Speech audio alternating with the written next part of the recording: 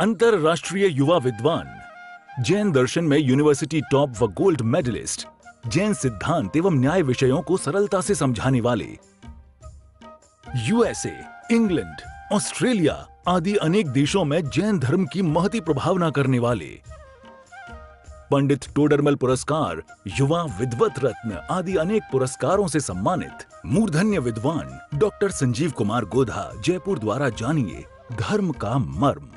Doctor Sanjeev Kumar ji Godha के प्रवचन प्रसारण का लाभ प्राप्त कर ज्ञानदान में सहभागी बने। एक दिन की 9,000 अथवा 3,000 के 3 प्रायोजक मिलकर भी ज्ञानदान स्वरूप प्रदान करने पर लाखों लोगों द्वारा प्रवचन सुना जाता है। अर्थात 1 रुपए की अल्प राशि में 10 भाई बहन प्रवचन का लाभ लेते हैं और प्रायोजक परिवार का उस दिन प्रवचन के आरंभ व अंत में रंगीन चित्र व सभी के नाम का उल्लेख किया जाता है।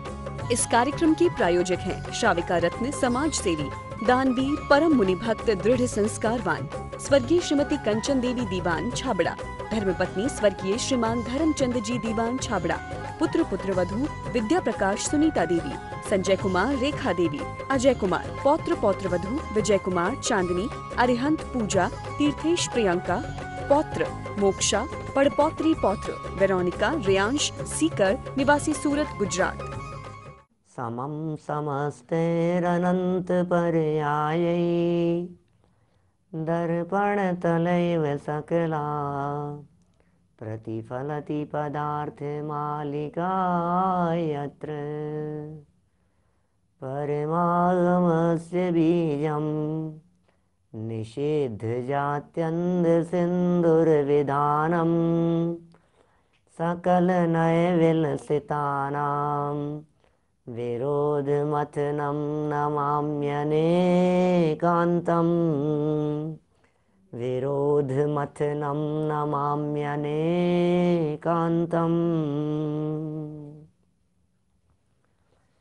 पुरुषार्थ सिद्धि उपाय नामक ये ग्रंथ चल रहा है।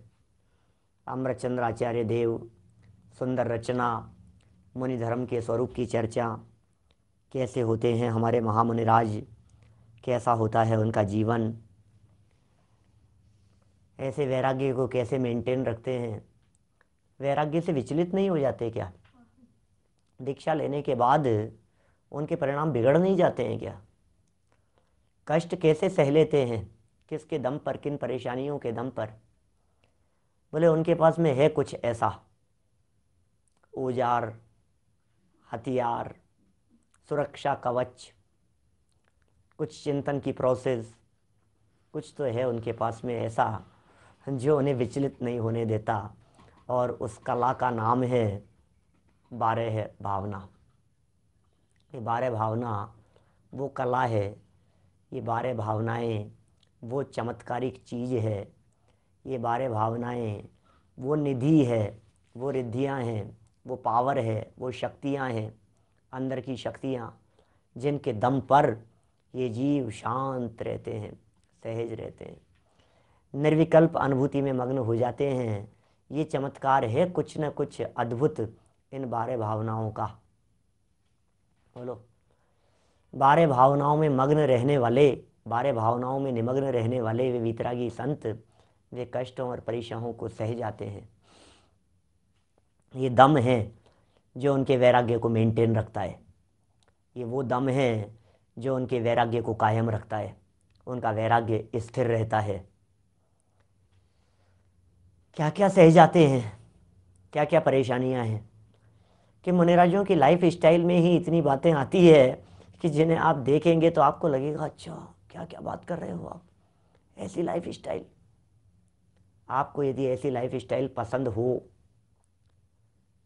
क्या ग्रामीण जिंदगी पसंद नहीं होती लोगों को? गांव में रहने वाली ज़िंदगी, अरे गांव में नहीं, ये तो जंगल में रहने वाली ज़िंदगी है। बहुत सारी चीज़ें नेचुरल है, वहाँ प्रकृति की गोद में रहते हैं, प्राकृतिक वातावरण में रहते हैं। बाहर में वातावरण किस प्रकार का होता है, प्रकृति से होने वाली हर चीज़, प्राकृतिक होने वाली हर कठिनाई, हर परेशानियाँ, हर कष्ट, हर तरह की बात मुनिराजों के जीवन में अत्यंत सहज होती है, अत्यंत सहज। मुनि बनने से पहले 3 शर्तें टोडरमल जी साहब ने 179 पेज पर लिखी। पहले तत्वज्ञान हो, फिर उदासीन परिणाम हो और परिचय सहने की सामर्थ्य हो। 3 बातें कितनी महत्वपूर्ण है। हर आत्मार्थी के जीवन में इन 3 बातों का ख्याल होना चाहिए। क्या? पहला तत्वज्ञान, दूसरा उदासीन परिणाम और तीसरे नंबर पर परिचय सहने की सामर्थ्य। ये 3 शब्द दिए हैं टोडरमल जी साहब ने। तत्वज्ञान, ज्ञान के बिना वैराग्य किस काम का। ज्ञान ज्ञान के गीत गाए जाते हैं, ज्ञान के बिना वैराग्य काम का नहीं होता। फिर न केवल तत्वज्ञान, जैसे ही एक स्टेप आगे बढ़े, बोले उदासीन परिणाम है या नहीं, विषय भोगों से उदासीनता है या नहीं, सांसारिक दुखों से, सांसारिक भोगों से, दोनों से ही जब तक उदासीनता नहीं होगी, दोनों से ही जब तक हटे हुए परिणाम नहीं होंगे, तब तक कैसे आप आगे बढ़ पाएंगे। उदासीन परिणाम, उदासीन परिणाम माने होता है वैराग्य। उदासीन परिणाम मतलब होता है कषायों की मंदता, कषायों की शिथिलता। उदासीन परिणाम का मतलब होता है निर्वृत्ति की भावना, प्रवृत्ति से दूर होना। ये उदासीन परिणाम है। 2 हो गए। और तीसरा स्टेप दिया गया परिचय सहने की सामर्थ्य। टोडरमल जी कहना चाहते हैं आचार्यों के अनुसरण करते हुए, यदि आप में परिचय सहने की सामर्थ्य न हो तो दीक्षा मत लेना। साहब बिल्कुल कंपलसरी है, बिल्कुल कंपलसरी है। परिचय सहने की सामर्थ्य न हो तो दीक्षा मत लेना। दीक्षा लेने के पहले परिचय सहने की सामर्थ्य जरूरी है। सामर्थ्य है क्या परिचय सहने की? कि साहब हमें क्या पता क्या परिचय। अरे क्या बात करते हो, परिचय माने 12 महीनों के हिसाब से बनने वाली परिस्थिति। दीक्षार्थी व्यक्ति जब दीक्षा लेने के पश्चात 12 महीने व्यतीत कर लेता है, तो 12 महीने व्यतीत हो जाने के बाद वह हर प्रकार का मौसम, हर प्रकार का वातावरण, हर प्रकार की परिस्थिति वो उसके अनुभव में आ जाती है 12 महीनों के अंदर अंदर। वो बात यहाँ ये कह रहे हैं। तो ये जो प्रकरण अभी हम यहाँ पढ़ने वाले हैं, ये 22 प्रकार के परिचयों का प्रकरण, ये पूरा का पूरा प्रकरण व्यावहारिक है, नैसर्गिक है, प्रकृति की गोद में है, प्रकृति को छू कर के है। हम यहाँ से पढ़ेंगे तो आपको पता लगेगा क्या क्या बातें मुनिराजों के जीवन में अत्यंत सहज होती है। पेज नंबर है 241, 241 नंबर का पेज है नई पुस्तकों में। श्लोक नंबर है 206, 207 और 208। क्या बात कर रहे हैं साहब, 3 एक साथ? कि हाँ जी।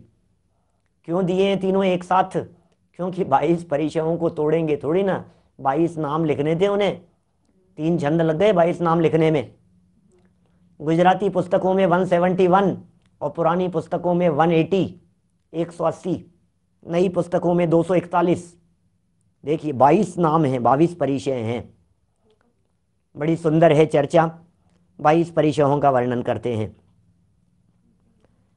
क्षुतृष्णा हिममूष्णम नग्नत्वं याचनारतिर्लाभः दंशो मशकादीनाम् आक्रोशो व्याधिदुःखमङ्गमलम् स्पर्शस्य तृणादीनां ज्ञानमदर्शनं तथा प्रज्ञा सत्कार पुरस्कारः शय्याचर्यावधो निषद्यास्त्री 22 परिषोढव्यः परिशः सततं संक्लेशमुक्तमनसा संक्लेशनिमित्तभीतेन। क्या कह रहे, क्या बात कह रहे हैं भाई साहब। 206, 207 और 208 नंबर का श्लोक। 22 प्रकार के परिचयों की चर्चा। 22 प्रकार के हैं परिचय। इन 22 प्रकार के परिचयों के नाम यहाँ उल्लेख कर दिए गए। सुनो तो सही, परिषोढव्यः परिशः ऐसा लिखा है।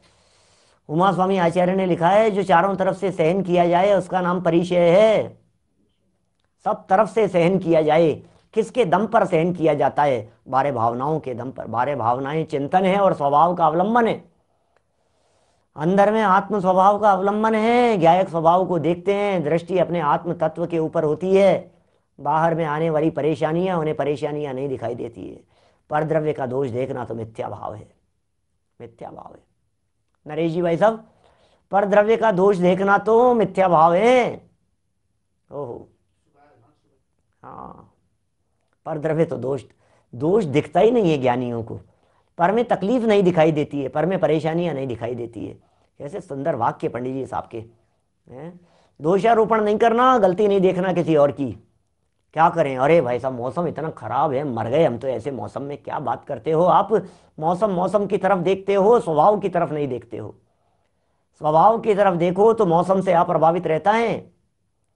स्वभाव की तरफ देखते हो, ज्ञायक आत्म तत्व की तरफ देखते हो, वो स्वभाव से अप्रभावित रहता है, वो स्वभाव से अछूता रहता है, वो स्वभाव से अछूती है। ये सारी परिस्थितियां, जिन परिस्थितियों को सहन करना है, वे परिस्थितियां मेरा कुछ बिगाड़ने में समर्थ नहीं होती है।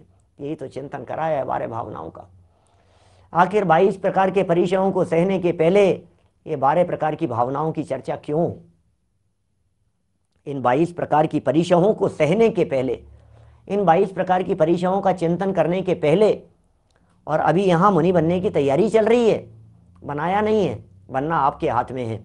जब आपकी भावना हो, जब आपकी तैयारी हो, अंतर्बाह्य योग्यता हो, अंतर में परिणामों को देखकर, क्योंकि इतना नहीं हो जाए 238 पेज मोक्ष मार्ग प्रकाशक भाई, ये क्रिया पर तो दृष्टि है, परिणाम सुधरने बिगड़ने का विचार नहीं है। विचार रखते हो, निरंतर ये विचार चलते हो, परिणाम बिगड़ नहीं जाए, संभलने का भाव यहाँ आता हो। संभलना है, संभलना है, संभलना है। बिगड़ नहीं जाऊं, संभल करके रहना है।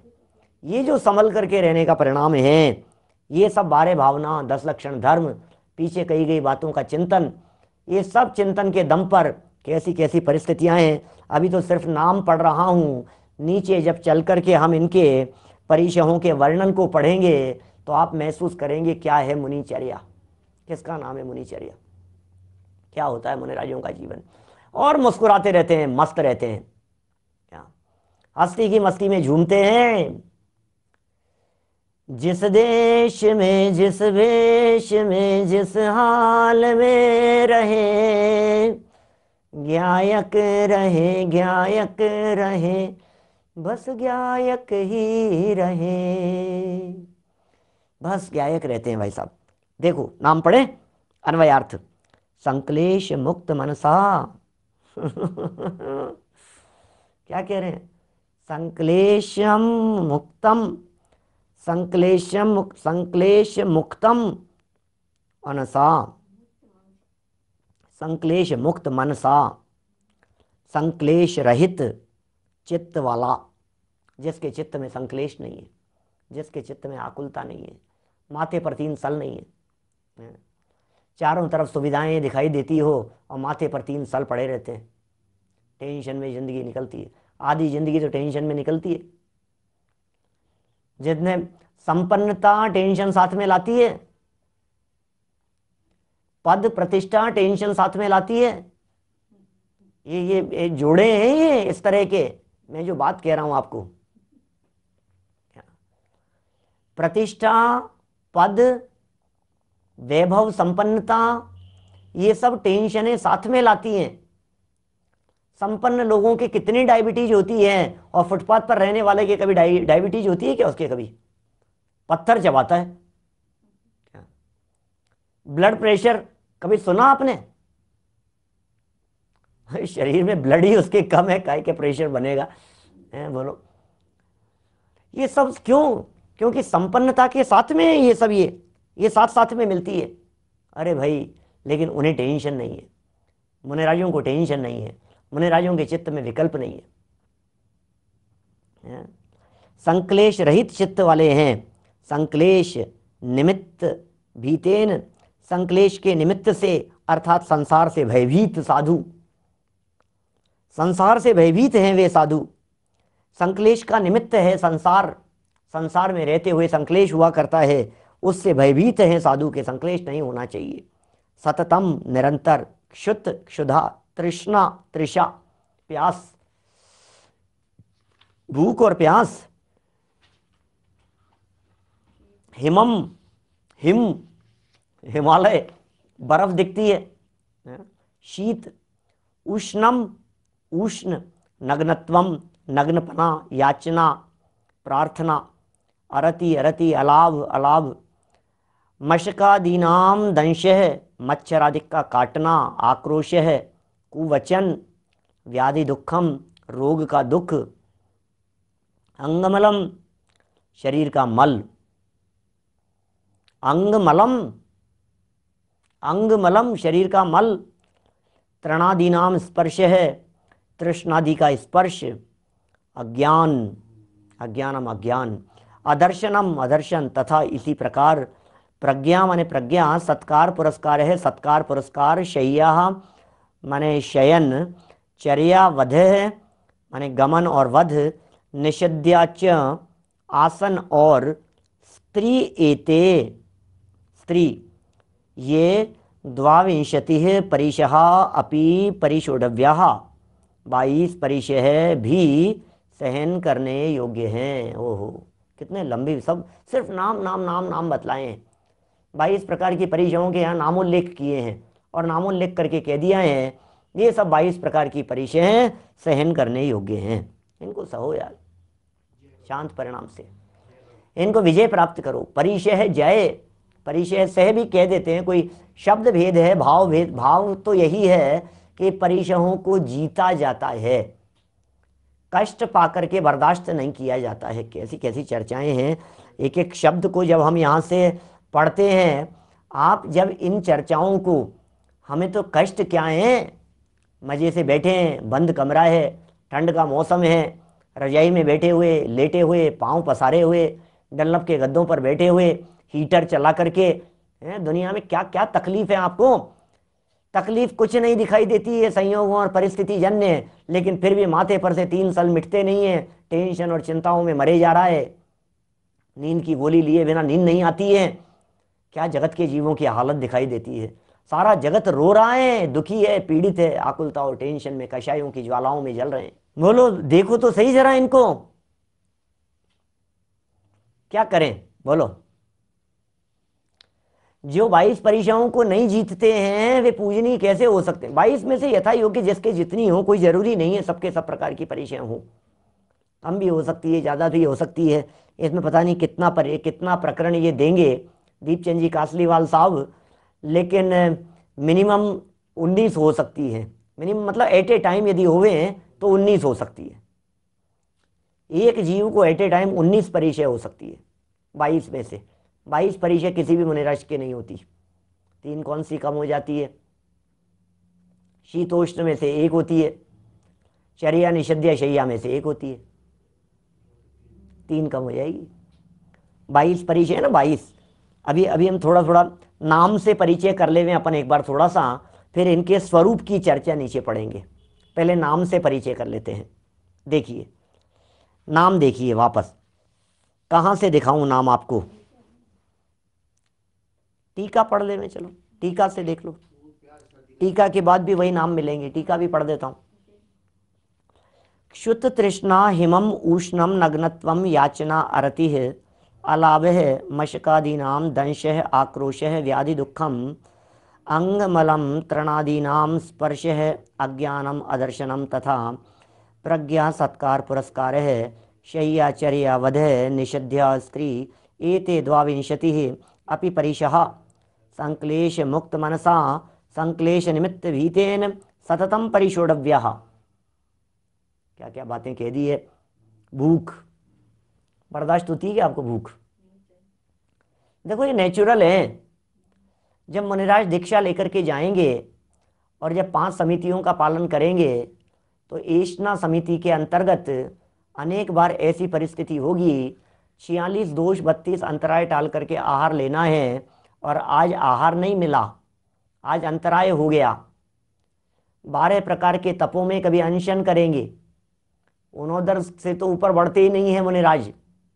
बोलिए, सामने प्रश्न पूछ रहे हैं काल के प्रभाव से आज कितने परिचय हो सकते हैं। मुनिराजों की जीवनचर्या में काल का प्रभाव नहीं पड़ता। काल के प्रभाव से मुनिराज अकाली होते हैं, मुनिराज काल से अप्रभावित रहते हैं, श्रावकचर्या काल से अप्रभावित है, मुनिचर्या काल से अप्रभावित है। इस जगत में जो पूज्य पद होते हैं वे पूज्य पद वे काल से प्रभावित नहीं हो सकते कभी भी। काल का प्रभाव पूज्य पदों के ऊपर नहीं पड़ सकता है। चौथे काल में जिनवाणी माँ जो पूज्य है वो वीतरागता की पोषक थी। पंचम काल में ये जिनवाणी माँ क्या राग की पोषक हो सकती है? चौथे काल में हमारे तीर्थंकर, हमारे ज्ञानी धर्मात्मा, भावलिंगी संत मुनिराज या मान लीजिए अरहंत सिद्ध भगवान, उनका जो स्वरूप चौथे काल में था, क्या पंचम काल में उनका स्वरूप बदल सकता है? नहीं बदल सकता। चौथे काल के मुनिराज और पंचम काल के मुनिराज ये हमारी दृष्टि का खोट है। मुनिराज तो मुनिराज होते हैं, न मुनिराज चौथे काल के होते हैं न पंचम काल के होते हैं। मुनिराज तो मुनिराज है। मूल गुण कम ज्यादा नहीं होते, स्वरूप नहीं बदलता, स्वरूप नहीं बदलता है। बहुत सी चीजें ऐसी है होती है जो काल से अप्रभावित होती है, इसलिए काल के संबंध में बिल्कुल विकल्प नहीं करें। मुनिराज तो मुनिराज होते हैं भाई साहब, भगवान तो भगवान होते हैं, तीर्थंकर तो तीर्थंकर होते हैं। जो होंगे ऐसे ही होंगे, जैसे होंगे वो यही स्वरूप है मुनिराज का। आगम ये कह रहा है यदि ये इस चौथे काल में नहीं हो सकते होते तो चौथे काल के मुनिराज इन 22 परिचयों की चर्चा को नहीं लिखते। चौथे काल में अग्नि कौन सी गर्म होती थी कि ठंडी? पंचम काल में कैसी होती है? चौथे काल का नमक कैसा होता था? खारा होता था या थोड़ा सा मिठास भी होता था उसमें? चौथे काल की एप्पल तो ज़्यादा मीठी होती होगी, पंचम काल की एप्पल आजकल अच्छी नहीं आ रही है। काल का प्रभाव है क्या? क्या कहें भाई साहब। वस्तु का स्वरूप चौथे काल में चेतन आत्म तत्व ज्ञान स्वभावी था, पंचम काल में भी ज्ञान स्वभावी है। चौथे काल में भी आत्मा असंख्यात प्रदेशी था, पंचम काल में भी असंख्यात प्रदेशी है।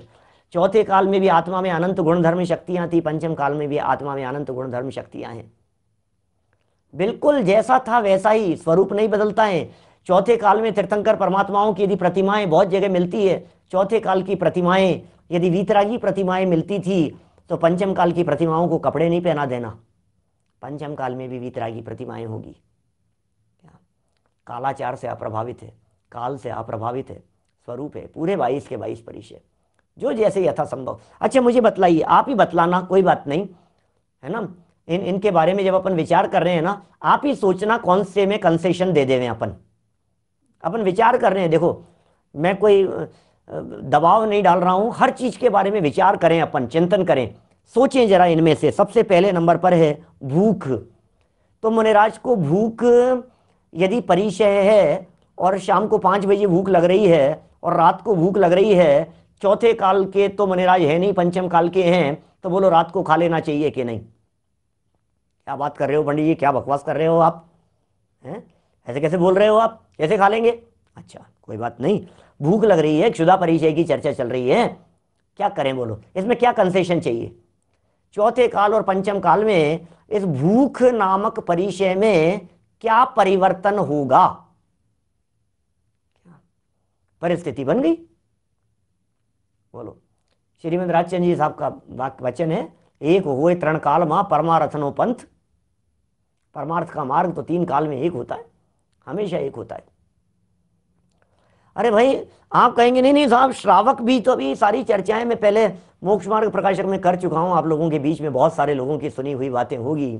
अरे साहब अब श्रावक भी तो वैसे नहीं है चौथे काल जैसे, जो नहीं है वो श्रावक नहीं है, इसमें क्या है? अरे साहब श्रावक भी तो रात को खाने लग गए हैं, तो क्या आप रात को खाने वाले को भी श्रावक मानते हो?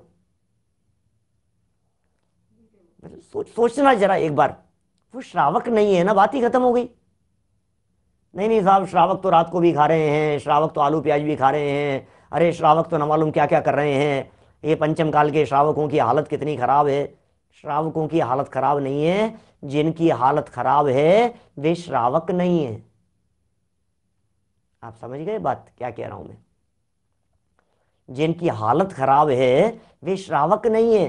यहाँ तो श्रावकों की चर्चा चल रही है, यहाँ तो साधकों की चर्चा चल रही है, यहाँ तो आराधकों की चर्चा चल रही है। जनवाणी छूट नहीं देती, उमाकांत जी सही कह रहे हैं आप, जनवाणी तो छूट नहीं देती, जिनको लेनी हो लो ना, कौन मना कर रहा है?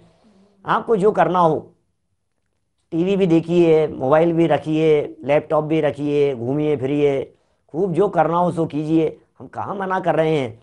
लेकिन भैया जिनवाणी की तो आज्ञा ये है, इस आज्ञा को तो मानना पड़ेगा, इस आज्ञा को तो स्वीकार करना पड़ेगा।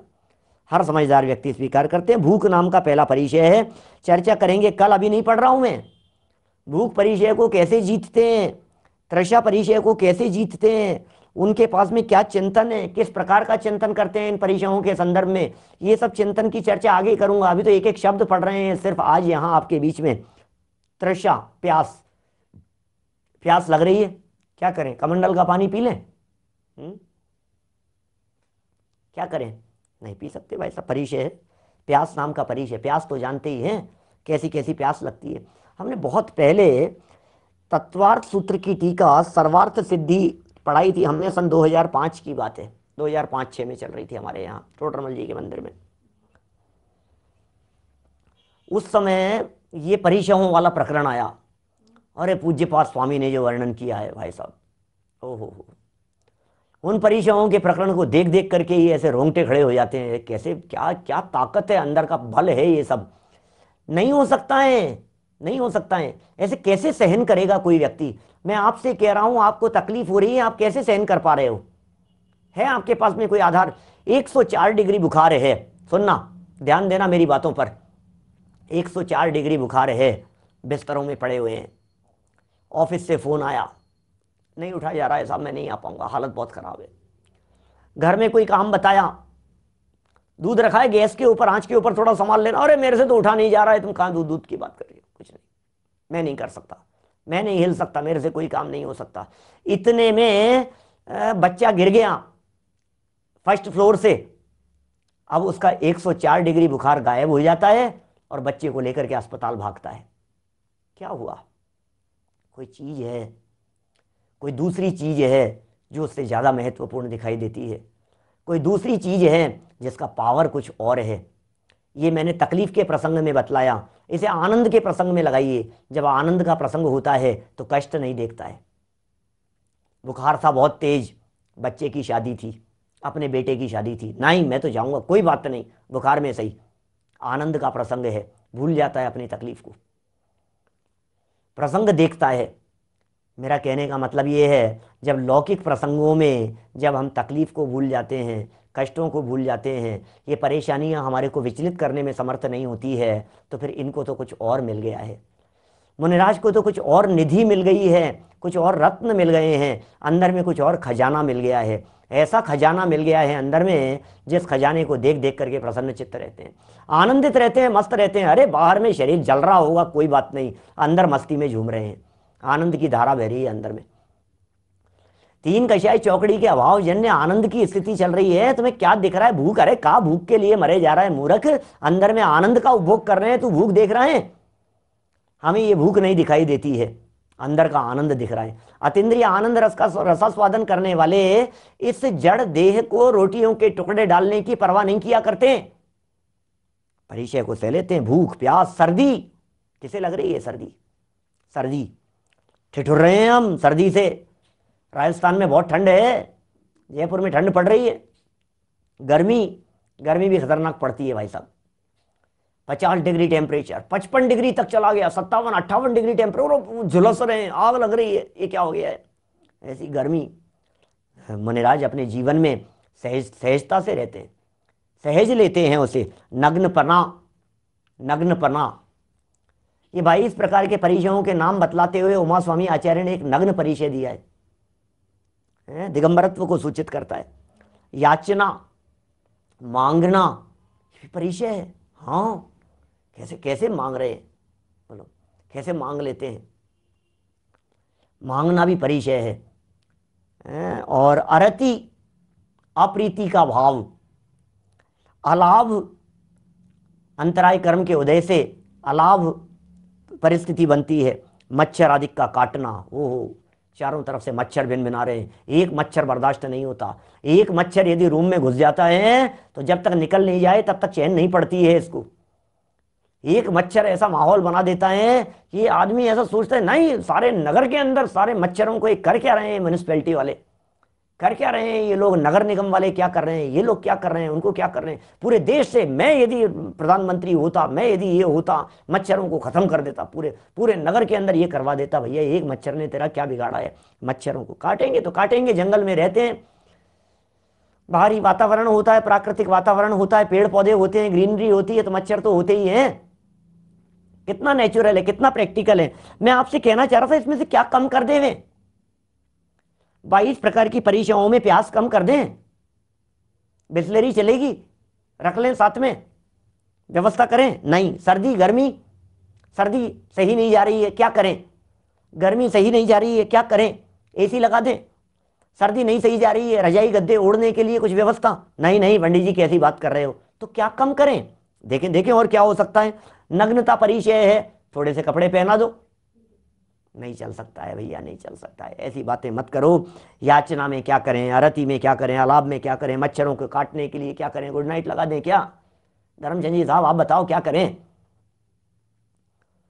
इन परीक्षाओं के अंदर क्या चीज कम कर देवे। ज्ञानचंद जी साहब बतलाइए, आप तो समाज के अध्यक्ष हैं, बोलो क्या किया जाए। कोई बना दो ना कुछ व्यवस्था इस तरह की कि थोड़ा सा इन 22 परीक्षाओं के अंदर कुछ कंसेशन मिल जाए। नहीं, ये रूटीन लाइफ स्टाइल है, इसमें कोई चेंज नहीं होगा। एक वाक्य मैं हमेशा कहा करता हूं, इन परीक्षाओं की चर्चा चलती है तो ध्यान रख लेना, अपने दिमाग में सेट कर लेना। मैं कहता हूं भैया सुनो, मने राज्यों के ऊपर यदि कोई उपसर्ग हो रहा हो तो उसे दूर करने की जिम्मेदारी श्रावकों की बनती है। मुनिराज के ऊपर यदि किसी तरह का कोई संकट आ जाए तो श्रावक की जिम्मेदारी है। मुनिराज के ऊपर यदि कोई आक्रमण करता है, मुनिराज के ऊपर यदि कोई उंगली उठाता है, मुनिराज के ऊपर यदि कोई संकट आ जाता है, कोई परेशानी आ जाती है, श्रावक की जिम्मेदारी है। श्रावक का पहला कर्तव्य है कि श्रावक जाकर के मुनिराज के उपसर्ग को दूर करे। उपसर्ग आ गया किसी तरह का कोई मुनिराज के ऊपर, श्रावक दूर करेंगे, श्रावकों की जिम्मेदारी बनती है। तिर्यंचों का उपसर्ग है, श्रावकों की जिम्मेदारी बनती है। पशुओं का उपसर्ग है, श्रावकों की जिम्मेदारी। कोई किसी तरह का उपसर्ग आए मुनिराज के ऊपर, श्रावक की जिम्मेदारी है, ड्यूटी है ये, उन्हें संभालने की, उन्हें देखने की, उनके उपसर्गों को दूर करने की। बट ध्यान देना क्या कह रहा हूं, परिशहों को दूर करने के चक्कर में मत उलझना। परिशहों को दूर करना मुनिराज के ऊपर उपसर्ग है। ओहो, मुनिचर्या है भाई साहब। धन्य है हमारे महामुनिराज, बड़े भाग्यशाली। मुनि सकल व्रती बड़ भागी, भव भोगन ते वैरागी। मुनि सकल व्रती, सकल व्रती मुनि मुनिराज, सकल व्रती महाव्रती मुनिराज। मुनि सकल व्रती बड़ भागी, ओहो बड़े भागी है, भाग्यशाली है मुनिराज। क्या बड़े भाग्यशाली है मुनिराज, अहो भाग्य, ओहो भगवान बनने वाले हैं, कैसे भाग्यशाली है, बहुत भाग्यशाली है मुनिराज। बड़े भाग्य हैं मुनिराजों के। कैसी गरिमा होनी चाहिए उस पद की, टेम्परेरी नहीं होता, अवस्थाएं नहीं बदलती। समझ में आ रही है।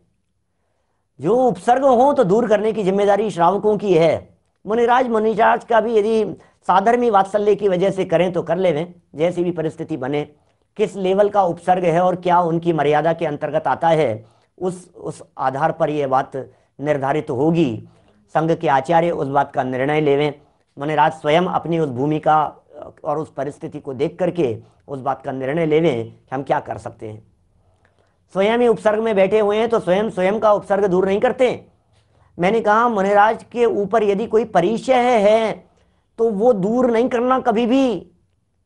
परिचय दूर नहीं किए जाते हैं, परिचयों को दूर करना उनके लिए उपसर्ग बन जाता है। एक ग्वाले ने अज्ञानता में कर दिया था बेचारे ने। प्रथमानुयोग में कथा आती है, बहुत सर्दियों कड़ाके की ठंड पड़ रही थी, जंगल से गुजर करके आ रहा था बेचारा ग्वाला, और उसने एक मुनिराज को ध्यान करते हुए देखा, निर्वस्त्र नग्न दिगंबर शांत मुद्रा में उन्हें तपस्चरण करते हुए देखा। उस ग्वाले को भाव आ गया, अरे अरे इस ठंड के अंदर मैंने 2-2 3-3 ऊपर से चदरे कंबल ओढ़ रखे हैं, मैं इतना ठंड में ठिठुर रहा हूं, इनकी क्या हालत हो रही होगी बेचारे मुनिराज। और उसने जाकर के क्या किया, अरे कंबल उड़ा दिया मुनिराज के ऊपर, जाकर के कंबल उड़ा दिया मुनिराज के ऊपर। ओहो, उपसर्ग जान करके मुनिराज उठे नहीं। 3 दिन तक वे उठे नहीं थे ना, जैसे यशोधर मुनिराज, उस तरह से उठे नहीं वे मुनिराज। ये उपसर्ग हो गया है उनके ऊपर। हमने तो करुणा जान करके किया है, लेकिन वो उपसर्ग है उनके ऊपर। इस कार्यक्रम के प्रायोजक हैं श्राविका रत्न समाज सेवी, दानवीर, परम मुनि भक्त, दृढ़ संस्कारवान स्वर्गीय श्रीमती कंचन देवी दीवान छाबड़ा, धर्मपत्नी स्वर्गीय श्रीमान धर्मचंद जी दीवान छाबड़ा, पुत्र पुत्रवधू विद्या प्रकाश सुनीता देवी, संजय कुमार रेखा देवी, अजय कुमार, पौत्र पौत्रवधू विजय कुमार चांदनी, अरिहंत पूजा, तीर्थेश प्रियंका, पौत्र मोक्षा, पड़पौत्री पौत्र वेरोनिका रियांश सीकर, निवासी सूरत गुजरात। डॉक्टर संजीव कुमार जी गोधा के प्रवचन प्रसारण का लाभ प्राप्त कर ज्ञानदान में सहभागी बने। एक दिन की 9,000 अथवा 3,000 के 3 प्रायोजक मिलकर भी ज्ञानदान स्वरूप प्रदान करने पर लाखों लोगों द्वारा प्रवचन सुना जाता है। अर्थात 1 रुपए की अल्प राशि में 10 भाई बहन प्रवचन का लाभ लेते हैं और प्रायोजक परिवार का उस दिन प्रवचन के आरंभ व अंत में रंगीन चित्र व सभी के नाम का उल्लेख किया जाता है।